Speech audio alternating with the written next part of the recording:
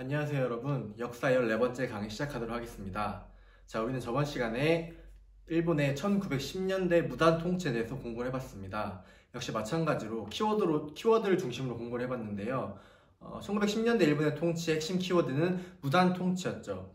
그들의 억압으로는 헌병 경찰 통치가 있었고, 그들의 수타르로는 토지조사 사업과 회사령 등이 있었습니다. 자, 그렇다면 이러한 일본의 억압과 수탈에 맞서가지고 우리나라 역시 우리 민족 역시 마찬가지로 가만히 당하고만 있지 않겠죠.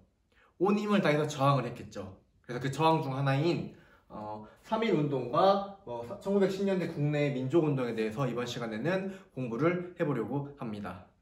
자, 아시겠나요? 자, 그러면은 첫 번째로 선생님이 이야기해보고 싶은 거는 1910년대에 국내외에서 어떤 민족운동들이 일어나는지 이야기를 해볼 겁니다. 자, 여러분 교과서는 54페이지 펴주시면 되겠습니다. 자, 첫 번째로 1910년대 같은 경우에는 일본이 무단 통치를 하고 있던 시기였기 때문에 굉장히 강압적이었습니다. 그래서 대놓고 함부로 민족운동을 할 수가 없었어요. 왜? 언론, 출판, 집회, 결사의 자유가 전혀 인정되지 않았기 때문이죠. 그래서 우리 민족들은 비밀 결사 단체를 만들어가지고 국내에서 몰래 독립운동을 전개하게 됩니다. 크게 두 가지 단체가 등장을 하는데요. 하나는 대한광복회, 또 하나는 독립의금부라는 단체가 등장을 합니다. 자, 하나하나 살펴볼게요. 첫 번째로 이야기해볼 대한광복회 같은 경우에는 맨 처음 대구에서 만들어진 단체입니다. 김상진이라는 사람의 주도로 만들어졌고요. 우리가 잘 알고 있는 청산리 대첩의 영웅이었던 김자진 장군도 이 단체에 들어가서 활동을 했습니다. 이 단체는 재밌게도 군대식 조직을 갖추고 있어요. 군대식 조직. 군대처럼 상명하복의 단체로 만들어져가지고 위에서 명령을 내리면 그 명령을 받아서 차근차근 수행할 수 있는 굉장히 규율이 잘 잡힌 조직으로 운영이 됐다고 합니다. 그리고 또 하나 공화정체를 주장을 했습니다. 공화정을 주장해서, 공화정은 뭐죠 여러분? 군주가 존재하지 않는 것. 누가 민중의 힘으로 우리의 대표를 뽑아서 정치를 하는 걸 공화정이라고 하죠. 이러한 공화정체를 주장하게 됩니다. 또 하나의 활동으로는 이 사람들은 친일파들을 처단하거나 또는 대부 있죠, 부. 돈을 많이 가진 사람들한테 찾아가가지고 우리는 대한광복회라는 독립운동 단체이다. 지금 나라가 빼앗긴 이 어마어마한 상황에서 그대는 뭘 하고 있는가? 너 혼자만 호의호식 잘 먹고 잘 살면 되느냐? 기부해라.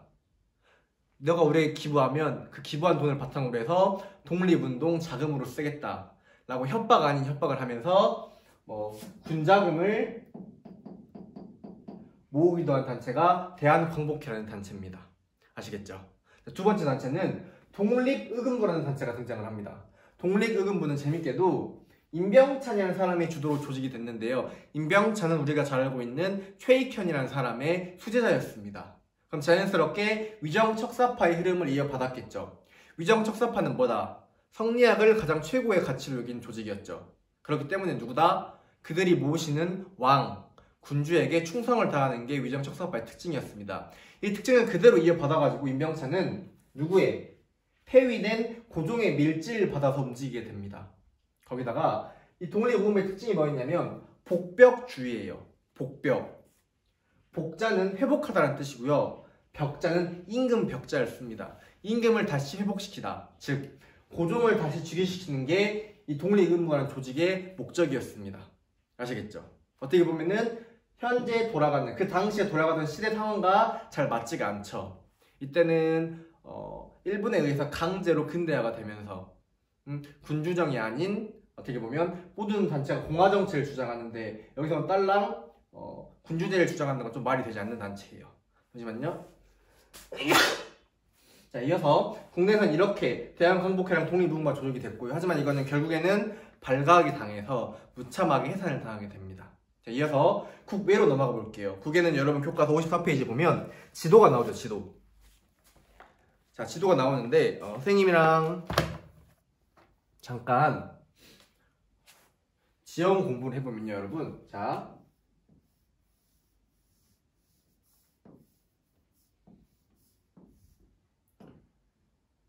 이렇게 땅이 있습니다. 여기는 우리나라 땅이겠죠. 한반도 제 위쪽 북한 지역이에요. 여기에 백두산이 위치해 있겠죠. 그리고 뒤로 흐르는 강이 두만강이고요. 앞으로 흐르는 강이 압록강이라고 합니다. 그리고 송화강 지류가 이렇게 흐르거든요. 이렇게. 그래서 강과 강 사이에 있는 땅이라고 해서 이 땅을 뭐라고 했냐면 우리가 간도라고 했습니다. 기억나시나요, 여러분? 간도. 이 전체 지방은 만주 지방이죠. 그래서 이 위치가 점점 넓어져가지고 이 간도의 영역이 넓어져요. 이름의 명칭이. 그래서 이쪽은 북쪽에 있다고 해서 북간도라고 불렀고요. 이쪽은 서쪽에 있다고 해서 서간도라고 불렀습니다. 그리고 원래는 이렇게 전부 다 중국 땅이었는데요. 어떻게? 이렇게. 이 땅을 누구한테? 러시아한테 넘겨주게 됩니다. 여기의 이름은 연해주라는 지역입니다. 자, 이렇게 만주 지방이 크게 세 개로 나눕니다. 처음에는 간도만 있다가 간도의 영역이 넓어지면서 북간도와 서간도로 나뉘고요. 또 원래는 중국 땅이었지만 러시아에 넘겨준 땅.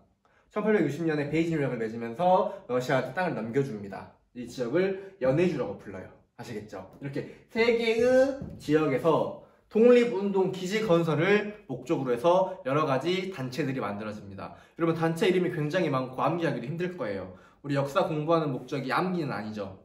이해하는 게 목적이기 때문에 이런 단체들이 만들어졌구나 라고만 이해하시면 될 것 같아요. 아시겠죠? 자, 첫 번째로 서간도부터 봅시다. 그럼 교과서 보시면 류허라는 지역 보이시나요? 네, 류허라는 지역이 서간도에 위치해 있어요. 서간도 같은 경우에는 우리가 1900년대 구한 말에 배운 단체가 하나 있죠. 최초에는 애국 개몽운동 단체로 만들어졌지만 무장 투쟁에 굉장히 호의적인 단체고 가장 중요한 단체라고 했어요. 네, 맞아요. 신민회가 이 서간도에서 서간도의 삼원보라는 지역에 경학사를 비롯해서 신흥무관학교라는 독립운동 기지를 건설합니다. 아시겠죠? 자, 경학사 같은 경우에는 많은 한반도에 있는 사람들이 여기로 넘어가겠죠. 왜? 일본의 통치를 피하기 위해서, 일본의 식민 통치를 피하기 위해서 한반도에 있던 사람들이 국외로 이주를 갑니다. 그 이주해 간 사람들이 보호받을 수 있게 자치단체를 조직해야겠죠. 그 자치단체가 경학사였고요. 그 경학사에서 사람들을 뽑아서 열심히 공부도 시키고 훈련도 시킨 게 신흥무관학교라는 학교를 만들었습니다. 아시겠죠? 두 번째로 북간도 지역. 북간도 지역은 이쪽을 말해요, 여러분. 이쪽. 이 위치. 북간도에는 중광단이나 서전, 서숙, 명동학교 같은 학교가 만들어집니다. 우리가 여기서 기억해야 될 거는 중광단이라는 조직을 기억하면 좋을 것 같아요. 자, 우리가 구한 말에 여러 가지 종교계의 세 경향을 배우면서 단군을 숭배하는 종교가 있다고 했죠. 이 종교의 명칭은 단균교라고도 불렀고요. 또 하나의 명칭은 대동교라고 불렀습니다. 자, 이 대종교가 왜 중요했죠? 대종교예요, 여러분. 왜 대종교가 중요했죠? 네, 맞아요. 대종교는 독립운동하는 사람들의 정신적인 지주가 되어줬어요. 아시겠죠? 독립운동을 하는 독립군들, 무장투쟁한 독립군들의 정신적 기반이 되었던 게 대종교라는 종교입니다. 그 대종교에서 만든 게 중광단이라는 단체예요. 그래서 이 중광단은 굉장히 많은 독립운동가들에게 자금적으로 지원도 해주고 훈련도 시켜준 그런 조직입니다. 뭐가 중심이 됐다고요? 대종교가 중심이 된 겁니다. 자, 교과서 보시면 보일 거예요. 자, 룽징이라는 지역에 서전, 서숙이랑 명동학교가 나올 겁니다. 서전, 서숙 같은 경우에는 이상설이라는 사람, 우리 헤이그 특사 때 배웠죠. 이상설이 직접 만든 학교이기도 합니다. 그 외에도 여러 가지 단체들이 많이 만들어집니다. 자, 마지막으로 연해주는 여기라고 했죠, 여러분. 연해주에서는 대한광복군 정부라는 게 만들어져요. 여기 같은 경우는 신안촌, 즉 조선에서 넘어온 사람들이 모여가지고 만든 신안촌이라는 걸 조작하는데요. 이 신안촌에서 모여가지고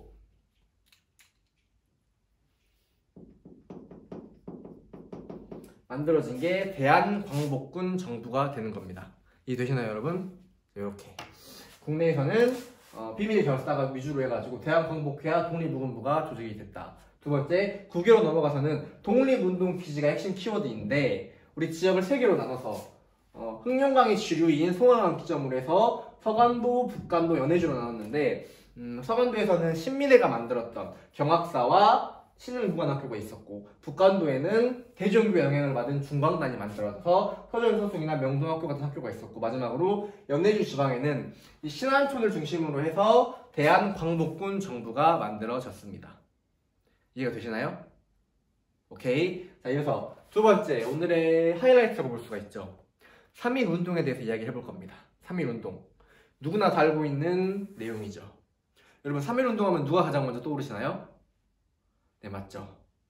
유관순 열사가 가장 먼저 떠오르죠. 일제의 강압적인 무단 통치에 맞서서 우리 민중의 힘을 폭발적으로 보여준 게 바로 3.1 운동입니다. 일본은 물론이고요. 전 세계 사람들이 깜짝 놀랐던 게 3.1 운동이었습니다. 아, 봐라. 식민 지배를 받고 있는 조선 민족의 민중의 저력을 보아라. 이렇게 모두가 하나가 한 마음으로 독립을 위해 싸웠다. 대단하지 않나? 라고 세상이 깜짝 놀랐던 게 3.1 운동입니다. 우리는 3.1 운동을 배경부터 시작을 해서 전개와 의의까지 세 개로 나누어 가지고 이야기를 해보려고 합니다. 자, 첫 번째로 우리 배경 먼저 봅시다. 자, 배경을 알아보기 위해서는 윌슨, 미국의 대통령이었던 윌슨이 주장한 민족 자결주의라는 걸 알아야 돼요. 자, 왜 대뜸 윌슨이 나왔느냐? 자, 일본이 우리를 식민 지배했던 이 시기에는 1910년대에는 우리의 반대편 유럽에서는 세계의 모든 나라와 관련된 커다란 전쟁이 일어났습니다. 그 전쟁을 우리는 세계 제1차, 1차 제세계대전이라고 불렀어요. 1차 세계대전은 착한 나라와 나쁜 나라가 싸운 게 아니에요. 제국주의 국가들이 식민지를 넓히기 위해서 악과 악이 누가 더 악한가 하고 싸운 겁니다. 그래서 정의라는 단어가 무색한 전쟁이죠. 서로의 이익을 위해서 치고받고 싸웠던 게 뭐냐, 제1차 세계대전이었습니다. 이 세계대전이 끝난 다음에 화해를 해야겠죠. 전쟁에서 승전국이 있고 패전국이 존재하겠죠. 승전국과 패전국이 서로 강화 조약을 맺습니다. 다시는 전쟁을 일으키지 않을 것이다. 또 하나, 패전국들에게 책임을 물어야겠죠. 너희가 전쟁의 원인이야. 너희가 우리에게 피해 보상을 해달라. 라고 말하면서 맺어졌던 게 강화조약이에요. 이 강화조약이 어디서 벌어지냐면 프랑스의 수도였던 파리에서 벌어집니다. 그래서 이거를 파리 강화회의라고 부릅니다. 이 파리 강화회의에서 여러 명의 국가의 대표들이 나와서 연설을 합니다. 그 중에서도 미국의 대통령이었던 윌슨이 민족 자결주의를 딱 멋있게 말해요. 이게 뭔 말이냐면 민족의 미래는 그 민족이 스스로 결정해야 된다라는 겁니다.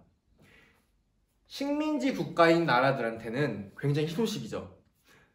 여러분들의 나라의 미래는 여러분이 결정해라. 이건 뭐예요? 식민지를 이겨내자는 뜻입니다. 식민지에서 벗어나자는 뜻이에요. 이렇게 해서 굉장히 거창하게 발표된 게 윌슨의 민족 자결주의입니다. 이 민족 자결주의는 미국이라는 강대국의 대통령이 발표했기 때문에 굉장히 전 세계적으로 영향력이 컸습니다. 특히나 식민 지배를 받고 있던 식민지 나라들에게는 희망과도 같은 선언이었어요. 근데 여러분, 실상을 살펴보면 파리 강화회의는 애초에 목적이 뭐였냐면 여러분, 국가들이 세계적인 전쟁을 벌이게 되면은 몰래 비밀 조약들을 맺습니다. 서로의 이해관계를 따지기 위해서. 내가 조금 불리하니까 다른 나라를 꼬셔가지고 전쟁에 참여 좀 해달라. 우리 쪽에 전략 무기 좀 지원해달라. 이러면서 몰래 미락을 맺어요. 이 미락을 이 강화회의에서 전부 다 실현을 해야겠죠. 그렇기 때문에 전 나라, 전 세계를 위한 이런 좋은 뜻으로 발표된 민족 자율주의도 결국에는 실현이 되지 못합니다. 이 민족 자결주의는 어느 국가들한테만 해당이 됐냐면 패전국의 식민지, 즉 세계대전에서 진 독일 같은 나라, 패전국의 식민지에게만 적용이 된 내용들이에요. 그렇기 때문에 일본은 어부지리로 연합국의 편을 들어가지고 승전국이 됩니다. 그래서 승전국의 식민지였던 조선에게는 해당이 되지 않겠죠. 그럼에도 불구하고 윌슨이라는 대통령이 주장한 민족 자결주의는 우리 민족의 마음에 불씨를 지핍니다. 저 봐봐, 미국의 대통령이 이렇게 말하잖아. 민족의 미래는 누가 결정하는 거다. 다른 사람이 결정해주는 게 아니다. 민족 스스로가 결정하는 거다. 라면서 희망의 불씨를 팍 살려주는 거죠. 그래서 이게 터지는 와중에 신한청년단 중국의 상하이라는 지역에서 조직된 단체입니다. 상하이 같은 경우에는 다른 나라의 외교공사관들이 굉장히 많았기 때문에 외교적으로 활동하기에 굉장히 편리한 도시가 상하이라는 도시였습니다. 아시겠죠? 이 사학에서 조직된 신한청년당에서 파리 강화회의에 조선인을 한 명 보냅니다. 이 사람이 누구였냐면 김규식이라는 사람을 파견을 합니다. 그래서 우리 조선의 목소리를 내달라. 우리 조선도 식민 지배를 받고 있으니까 좀 도와달라라고 김규식을 파견합니다. 이게 다 뭘 하기 위한 거예요? 우리 민족의 독립을 쟁취하기 위한 겁니다. 마찬가지 맥락으로 여러분 1918년에는 만주지방 이쪽 지방에서 무오년에 독립선언서가 반포가 됩니다. 독립하겠다 우리도. 또 하나 그리고 1년 뒤인 1919년 도쿄에서는 일본으로 유학 간 유학생들 중심으로 28 독립선언서를 딱 발표합니다. 우리도 어떻게 달라? 독립을 쟁취해달라. 더 이상 식민 지배를 받고 있을 수만 없다. 이렇게 야만적으로 우리를 식민 통치하는 게 어디 있냐? 민족의 미래는 스스로 결정해야 한다는 이 윌슨 대통령의 말처럼 우리도 독립을 하게 해달라 라고 강력하게 주장하는 겁니다. 이런 세력들을 전부 다 모아서 국내에서는 종교계, 기독교라든지 천도교, 불교의 중요한 인사들이 모여가지고 민족 대표 33인을 구성을 해서 어떻게 3.1운동, 즉 독립선언을 준비하기 위한 이런 것들을 준비하게 됩니다. 아시겠죠? 자, 이렇게 배경을 토대로 해서 드디어 발생이 된 게 3.1운동의 전개로 넘어갑니다. 여러분 3.1운동이 어떻게 전개가 됐느냐, 처음에는 고종이 1919년 1월 달에 목숨을 달리합니다. 근데 수명을 다 살아서 죽은 게 아니라요 여러분, 일본에 의해서 일본이 고종이 좋아하는 커피에다 독을 몰래 타가지고 독살했다는 설이 강력하게 주장이 됐어요. 일본에 의해서 우리가 한때 믿고 따랐던 왕이 독살이 당했습니다. 고종이 죽자 고종의 인사일 장례식이 언제냐면 3월 초에 개최되기로 했어요. 고종의 장례식이요. 그렇기 때문에 각지에서 많은 민중들이 모이겠죠. 요거를 기점으로 해서 민족 대표, 아까 말했던 국내외 종교계 인사들이 모여가지고 만든 민족 대표 33인이 독립선언서를 작성한 다음에 탑골공원에 가가지고 발표를 하려고 했습니다. 그런데 너무나 많은 민중이 몰렸기 때문에 이 사람들은 두려움에 빠졌습니다. 선생님 이 점이 좀 아쉬워요.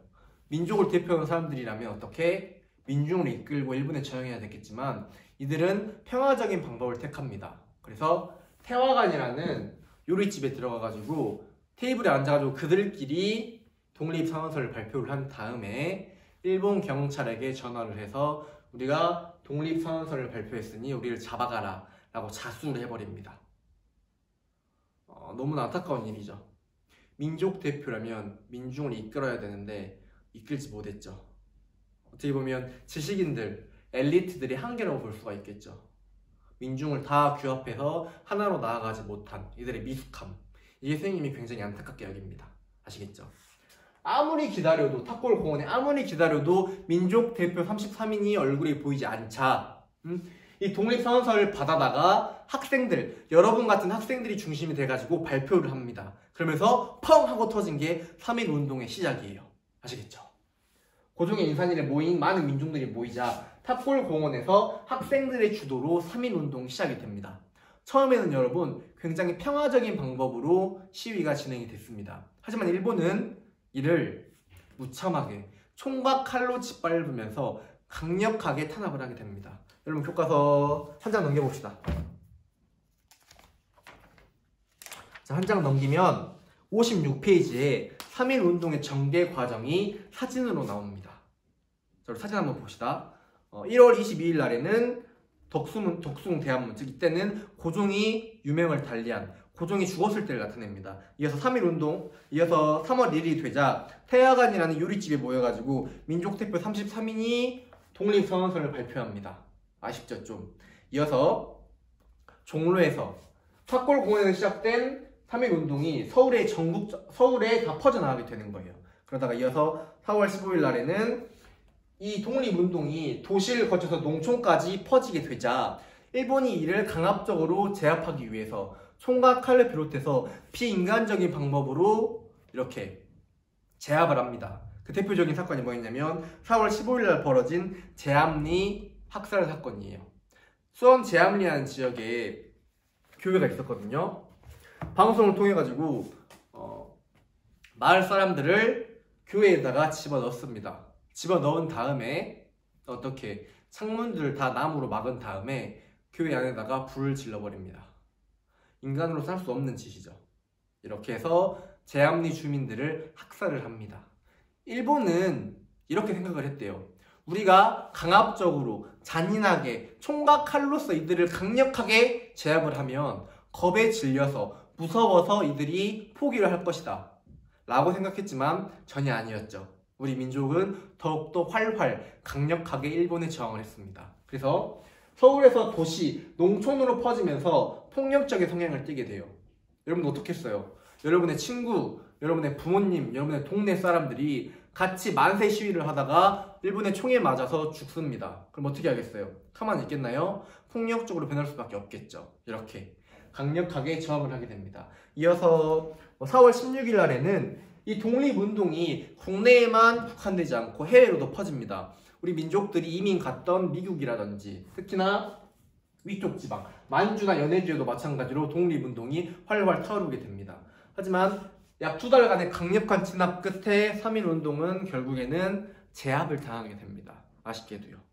하지만 3.1운동은 여러 가지 의의를 남깁니다. 의의. 자, 첫 번째 의의는 뭐가 남겨졌냐면 일본의 통치 방식이 뭐에서 무력으로 제압하는 무단 통치에서 문화 통치로 바뀝니다. 문화 통치는 우리가 다다음 시간에 배울 건데요. 어떻게 하겠다?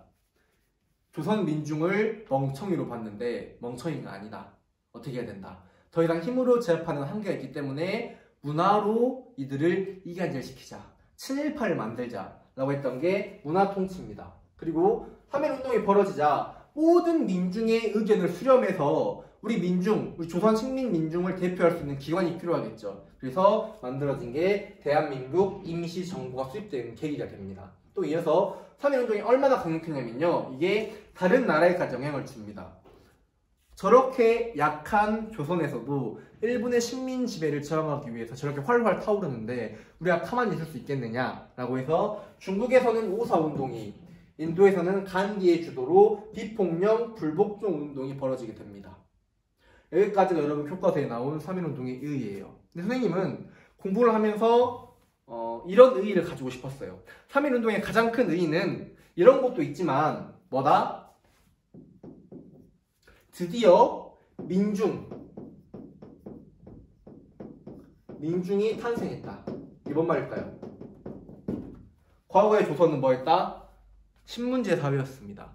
이미 갑오개혁 때 신문제가 폐지됐지만 그래도 보이지 않는 선이 존재했어요. 나는 양반이었는데, 나는 농민이었는데, 나는 노비였는데 어떻게 한데 어울릴 수가 있지라는 보이지 않는 선이 존재했습니다, 여러분. 하지만 3.1운동을 통해서 이 선이, 보이지 않는 선이 깨끗하게 사라지는 거예요. 일본이라는 거대한 적에 맞서가지고 조선 사람 모두가 하나의 마음을 품게 됩니다. 일본의 식민 지배를 벗어나자, 우리 민중이 하나의 힘을 보여주자 라고 하면서 어떻게 보면 진정한 의미의 민중이 탄생하는 겁니다. 3.1운동을 계기로 해서. 같이 만세 시위를 하는 사람이 양반이든 노비든 노예든 다 상관없이 우리는 일본의 지배를 물리쳐야 되는 하나의 조선 민중이다 라는, 민중이 탄생하는 게 3.1운동의 가장 큰 의의라고 선생님은 생각을 합니다. 아시겠죠? 자, 우리는 이번 시간에 1910년대 국내 민중운동을 비롯해가지고 가장 강력했던 저항운동이었던 3.1운동의 배경부터 시작을 해서 전개, 마지막으로 의의까지 살펴봤습니다. 여러분 수업 듣는 날 대단히 고생 많으셨고요. 마찬가지로 2시 반까지 구글 퀴즈 푸셔가지고 제출 오시면 되겠습니다. 수업 듣느라 대단히 고생 많으셨습니다.